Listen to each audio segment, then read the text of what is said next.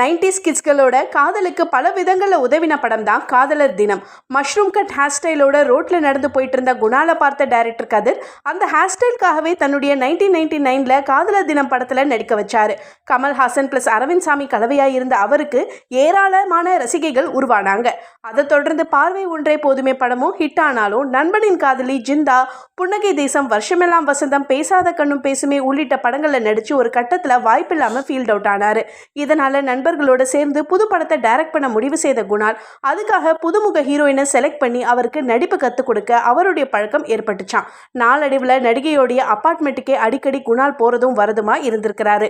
இதை தெரிஞ்சுக்கிட்ட மனைவி குணால் கிட்ட சண்டை போட்டாலும் யார் பேச்சையும் கேட்காத அவர் வீட்டை விட்டு வெளியேறி நடிகையோட அவருடைய அப்பார்ட்மெண்ட்லேயே ஸ்டே பண்ண ஆரம்பிச்சிருக்கிறாரு. ஒரு கட்டத்தில் அந்த நடிகை தன்னை கல்யாணம் பண்ணிக்க சொல்லி குணாலை கட்டாயப்படுத்த தொடங்கியிருக்கிறாங்க. ஆல்ரெடி பட வாய்ப்பு இல்லாமல் கவலையில் இருந்த குணால் நடிகையோடைய தொல்லை தாங்காம மன உளைச்சலுக்கு ஆளாகியிருக்கிறாரு. அதை தொடர்ந்து தவறான முடிவெடுத்து தன்னுடைய வாழ்க்கையே முடிச்சுக்கிட்டதா சோஷியல் மீடியாவில் பேசப்பட்டு வருது.